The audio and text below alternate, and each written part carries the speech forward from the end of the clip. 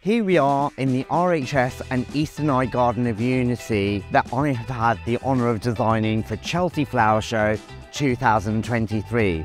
Here are some quick ideas that you could take away with you to use in your garden.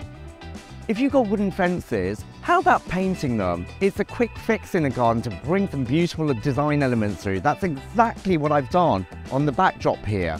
I've used these amazing large limestone slabs in the garden, but you don't have to buy new. You can go to a salvage yard and get some really interesting shaped slabs and put them together and you will get a beautifully designed pathway.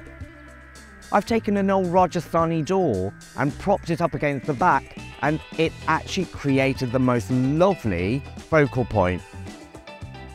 A garden is not a garden without a tree, and putting interesting multi-stem trees in the garden and then lighting them up so that you get that beautiful structure in the evening, that creates a really lovely design element in a garden as well. So pick interesting trees, interesting shapes, and show them up, especially in the evening when everything else kind of fades away, but those trees actually come alive.